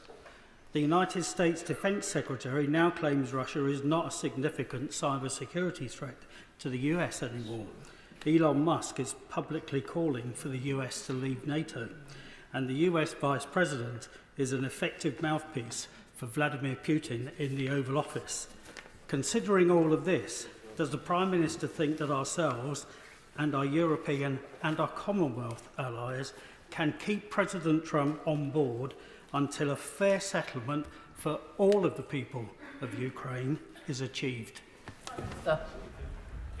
I've had extensive discussions with President Trump, and I believe him to be completely sincere in his desire for lasting peace in Ukraine. He's sincere about that, he's right about that, and that's why we will work with him to do everything we can to bring about that lasting peace. Bradley Thomas. Thank you, Madam Deputy Speaker. I too would like to commend the Prime Minister for his international leadership in promoting a long-lasting and durable peace in Ukraine. I'm pleased that the Prime Minister has reconfirmed the government's commitment to ensuring that sanctions on Russia are not lifted in the event of a ceasefire. But all of us know that there's a vehement determination on the part of Putin to protect his regime and Russian interests. In light of that, does the Prime Minister agree with me that it's critical that the government takes every action it can with international partners to ensure that Russia cannot circumvent international sanctions via its shadow fleet? Prime Minister. Well, he's absolutely right about that, because, and that's why we need to bear down on the shadow fleet. We are doing that through sanctions, and we're working with other countries to ensure that they do the same, because it's a vital part of the work that we need to do. Jeremy Corbyn. Thank you, Madam Deputy Speaker. I'd like to ask the Prime Minister this. We all want to see an end to this ghastly conflict in the Ukraine. We all want to see an end to the loss of so much innocent civilian life, as well as, of course, the deaths of soldiers of all sides. Can I take him back to the answer he gave to the member for Leeds East earlier? Under what circumstances does he envisage British troops being deployed in Ukraine? In what circumstances does he envisage them taking part in fighting activity against a belligerent? And will he guarantee that any such decision will come to the House before any such decision is taken? Well, I thank him for his question. There's one person that doesn't want lasting peace in Ukraine, and that's Putin. And that we have to hold centrally in mind. And that is why we need security guarantees in place, because Putin's ambitions show that if there is a deal, he won't keep it unless the security guarantees in place. So the guarantees are the guarantees, not of conflict, but of peace, which is, I think, what everybody in this House wants, including the Right Honourable Member. Of course, it's right that this House should have details of discussion of any security guarantees and the right to express its view, and I'll ensure that that happens. Nick Timothy. Thank you, Madam Deputy Speaker. Earlier, the Prime Minister said Russia is a menace in our waters and in our skies, and this is obviously correct. Can he tell us which individual minister has overall responsibility for the security of our offshore infrastructure, such as wind farms in the North Sea? And given the vital importance of military tech and hardware, will you join me in condemning the idiotic divestment campaigns that seek to undermine our domestic defence manufacturing industries? Prime Minister. The security of our infrastructure, wherever it is, but including underwater, is the responsibility of the whole government. But most of all, it is my responsibility as Prime Minister to ensure the safety and security of our country and the threats to our country. They come in many forms, and I take that responsibility extremely seriously. Chris Coughlin. Thank you, Madam Deputy Speaker. US security guarantees for any peace agreement in Ukraine are, of course, highly desirable, but given that the US Defence Secretary appeared to explicitly rule them out, we must, of course, consider other scenarios, and they should not be a showstopper. With that in mind, European NATO GDP alone is 10 times the size of Russia, yet Russia spends $40 billion more annually on the war in Ukraine than Ukraine and her Western allies. So does the Prime Minister agree with me that if we were to close and exceed that gap today, perhaps by seizing the $300 billion in frozen Russian assets to do it, Ukraine would have a credible path to victory and a just peace? Minister. On the question of security guarantees, it is important that the US and the UK teams are working together on this, and I take comfort from that and concentrate on that. I don't think that's highly desirable. I think it's essential, and that we should be putting everything into ensuring that that's the way that we move forward. On the question of the assets, he's heard my answer. I understand why he asks it, but it is a complicated question. Ben Obsijekti. Thank you, Madam Deputy Speaker. I too thank the Prime Minister for his support to President Zelensky yesterday, following the circus that was his meeting with President Trump and Vice President Vance in the Oval Office.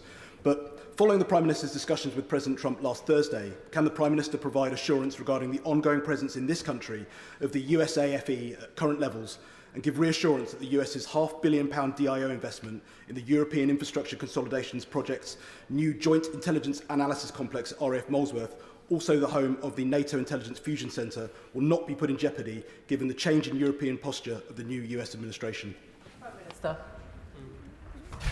I'm absolutely clear that President Trump and I want to strengthen the relationship between our countries. We've spoken openly about it. We are very close on defence and security. We both know that, and we both want to strengthen that alliance, and that is a good thing for both the United States and the United Kingdom. Robin Swan. Thank you very much, Madam Deputy Speaker, and can I thank the Prime Minister for his leadership over the weekend. In a statement, he talks about UK jobs, UK skills, UK finance pulling together for our national interest. So can also welcome the announcement of the £1.6 billion investment in Thales and Belfast in regards to the procurement of those 5,000 air defence missiles which will defend Ukraine but will also defend our democracy. But while that investment in our private sector is welcome, can I just ask the Prime Minister also to remember to invest in our armed forces personnel, who we currently will require and who currently we need and want to support, as we ask them to step forward into a very challenging time as well. And while there may be those making comment around the quantity, can the Prime Minister also remind others listening and watching that it's the quality of our armed forces that count? Prime Minister. Well, he's absolutely right about the quality of our armed forces, and we're all very proud of what they do in the vital defence of our country. And I'm very pleased that we've been able to progress with the deal in Belfast, so those jobs, well-paid jobs, will be there in Belfast, and of course the jobs in the supply chains that will then feed in to that contract. James McCleary. Madam Deputy Speaker, and can I add my own congratulations to the Prime Minister on this weekend's successful summit. It was refreshing to see a British Prime Minister not only standing alongside our allies but working constructively with them and putting us at the heart of Europe where we belong. So can the Prime Minister tell me how he intends to maintain the positive momentum from this weekend and ensure that Britain's voice is heard loud and clear, particularly in the European Union, as they continue their own internal discussions on how to support Ukraine and counter the threat from Russia? Minister. I thank you. We will continue our discussions with our European allies. They have meetings this week. There are further follow-on meetings planned coming out of yesterday. But obviously, as he will understand, between those meetings, we're in constant touch with each other about how we take forward the plans that we're working on. John Cooper. Thank you, Madam Deputy Speaker. Scottish soldiers could be on the ground in Ukraine within a year. That was the headline in the Herald newspaper this morning, based on quotes from First Minister John Swinney in answer to questions from the BBC.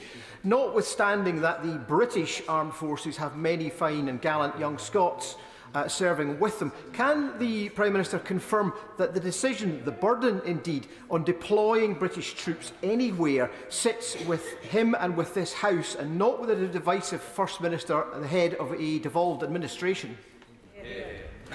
Prime Minister. Yes, and a good thing too, because I think the First Minister confirmed his view that we should weaken our defences by getting rid of the nuclear deterrent. What a good thing it is that the security and safety and defence of the whole of the United Kingdom rests with this government here.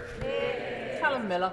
Thank you, Madam Deputy Speaker. May I thank the Prime Minister for his statement and for his leadership. He will have heard the support of the Liberal Democrats and many across the House for his leadership in Europe and for correctly identifying Russia as the threat in this scenario. So I wonder if he shares my concern, having referred earlier to the Russian cyber threat to the NHS, amongst other things, that overnight US Defence Secretary Hesketh has announced the stepping back of US counter-cyber measures against Russia. Does the Prime Minister believe that this is a good choice by the Americans? I'm not going to provide a running commentary on American decisions, but on the point he makes, there have already been attacks, cyber attacks on our NHS, and we have to be vigilant to those attacks. The Russian threat is multifaceted, and everything pretty much is being weaponised, and that's why it's important that we make the link with what's happening in Ukraine back always to what's happening in our country. Tessa Munt. Thank you, Madam Deputy Speaker. Can I thank the Prime Minister for everything he has done over the last few days? It's admirable. Can the Prime Minister endeavour to ensure that we prioritise military spending on outcomes rather than strictly the amount of money that's spent? As the rush to avoid criticism of underspending very often means that cost effectiveness can be lost. And the budget from the defence and international aid should be viewed as a rolling average over several years rather than annually, so as to avoid the accounting gymnastics that might happen every March.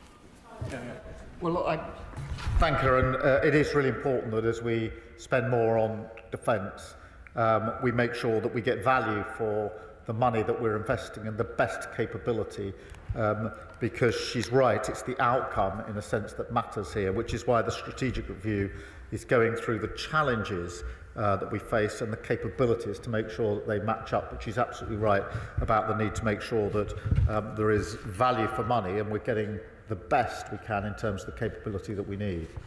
Andrew George. Deputy Speaker. I warmly congratulate the Prime Minister both for his actions and his leadership in recent days, and indeed his stamina here this afternoon. Apart from Putin's puppets who scampered from this chamber more than an hour ago, the rest of this House knows fully well that support for Ukraine is essential to maintain a rules-based world order. The question that we are all wrestling with politically is how we pay for it. Now, he said in his statement that we're at a crossroads in history and this is a new era. Surely in these circumstances it is a moment when the Prime Minister and the Chancellor maybe need to look again at the straitjacket of their fiscal rules and start taxing the wealthiest in this country rather than building this essential, important investment in defence on the backs of the poorest. Well, I thank him for his question. I do think it's really important that we are able to fully fund the increase in defence spending. We're able to explain where the money is coming from straight away. We need certainty and security in our economy, and we shouldn't lose sight of the fact that if we lose security in our economy, all of our budgets will be affected by that, and we will all be a lot poorer for it, which is why we've taken the approach that we have. Fiscal rules are important. We will stick to them. But we will look with others at innovative ways of ensuring that we can raise the necessary money as we go forward. Final question, Jim Shannon. Thank you, Madam Deputy Speaker. I've definitely got the strongest legs in this chamber. I've been bobbing up and down here for about 3 hours. Anyway, can I thank the Prime Minister very much for his statement and his leadership. As you will know, Madam Deputy Speaker, and everyone will know in this House, I'm very proud to be British. And this weekend, the United Kingdom of Great Britain and Northern Ireland are very proud of our Prime Minister for his stance, and I welcome that. And I wish to convey that to him from my constituents and from everywhere and everyone I've spoken to. Whilst as a party we welcome the contract for £1.6 billion to supply thousands of advanced air defence missiles to Ukraine, announced by the Prime Minister yesterday, and on the front pages of the papers in Northern Ireland today, the deal will also secure 200 new jobs for Talis as well. The Honourable Member for East Belfast wishes to thank the Prime Minister as well. The majority of the people who work in Talis live in my constituency of Strangford. According to the Member for East Belfast, I'm very pleased with that, so this means extra work for my constituents and a few extra jobs.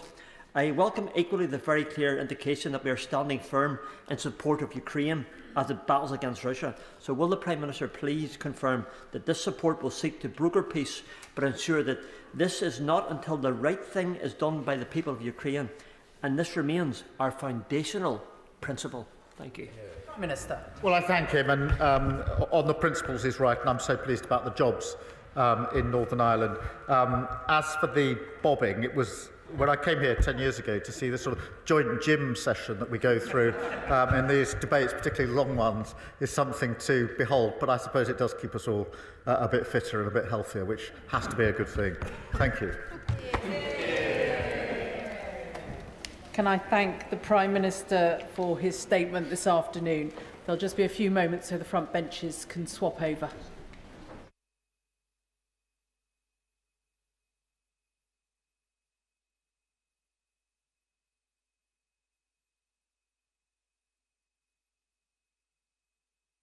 Clerk will now proceed to read the orders of the day. Finance Bill, not amended in committee and as amended in Public Bill Committee, to be considered. Now. We will begin with new clause 1, with which it will be convenient to consider other selected new clauses and amendments as listed on the selection paper. I call James Wilde to move new clause 1. Thank you very much, Madam Deputy Speaker, and I'll be moving new clause 1, 2, 3 and speaking to amendments 67 to 69 tabled in my name. It's now 124 days since the Chancellor delivered the first Labour budget in 14 years, the so-called growth budget. But, Madam Deputy Speaker, it feels like longer. Inflation is up, taxes are up, borrowing is up, unemployment's up, energy bills are up. I could go on, but most tellingly of all, growth is down. The Bank of England has just cut its growth forecast for this year in half to just only 0.75%. Little wonder that business confidence has plummeted, with firms warning of fewer jobs, lower wages and higher prices. And instead of backing risk takers and supporting wealth creators as we on this side of the House do, this is a finance bill and a budget that attacks enterprise, delivers lower growth, higher borrowing and higher taxes. I'll turn now to new clause number 1, Madam Deputy Speaker, concerning pensioners. Millions of pensioners were left out in the cold this winter when the government took away their winter fuel payments. Now millions only in receipt of the state pension face paying income tax.